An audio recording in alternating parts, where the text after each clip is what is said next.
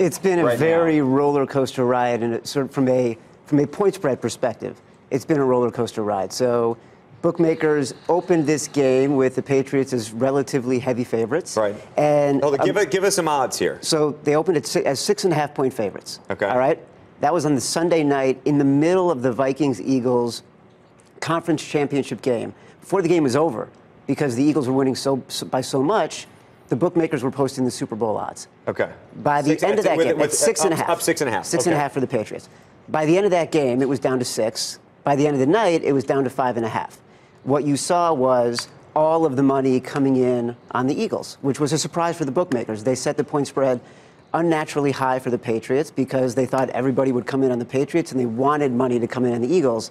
Too much money came on the Eagles. So now that number is down to 4.5 in some places and 4 in some places because so much money came on the Eagles. All of these guys, how does this work exactly? How do they set the line? It honestly is a cabal. That actually is what it is. There's probably like 10 guys sort of offshore at these internet sites that people bet on predominantly. Do they call each other and email each other? No, but they have consultants. So what happens is, like, every bookmaker sort of, honestly, it's back of the envelope math. They have a number, they think about it instinctively, they know what the number is. There's no A/B testing going on. No. There's nothing systematic about this? This is what the A/B testing is.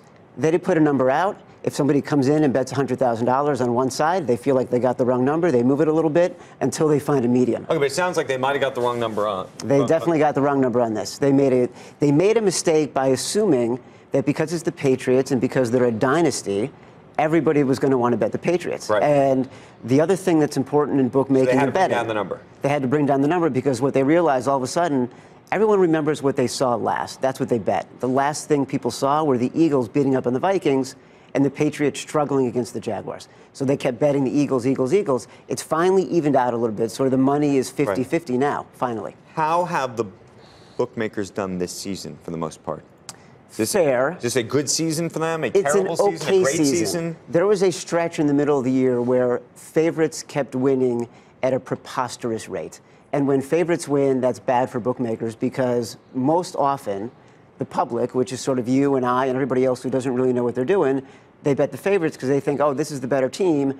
They're going to win. The bookmakers must know they're going to win, so I'm going to bet that side. Okay, what are there some other interesting bets that you can make during the game?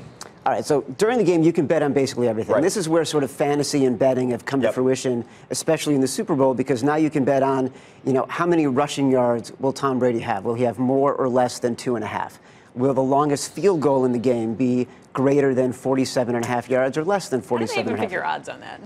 You know what? They do a lot of research, and for those, they actually do research, and they're pretty standard. There's math on that, but also, like, you look through the year. There's math on that, and let's assume that they are going to make money on this. They're not going to lose money. Of course, they're going to make money on this. Companies, yeah, right? and like every year, the number of the handle on betting in Las Vegas goes up. So it was at 132 million 2 years ago, 138 million last year. So I would expect another 7 million. Than trying to bet on this stuff. Well, you know what? It's actually a much more transparent market because you know more about what's happening with all the players and all the schemes. Yeah. Okay, what sites do you think you can reasonably do this on without getting caught, basically? Oh, God. Because that's basically what people need to know.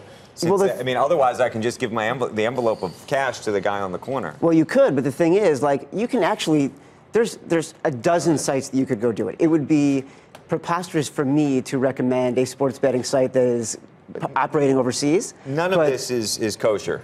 None of this, well, I'm betting online, and I'm not having a problem with it. Hey there, thanks for checking out CNBC on YouTube. Be sure to subscribe to stay up to date on all of the day's biggest stories. You can also click on any of the videos around me to watch the latest from CNBC. Thanks for watching.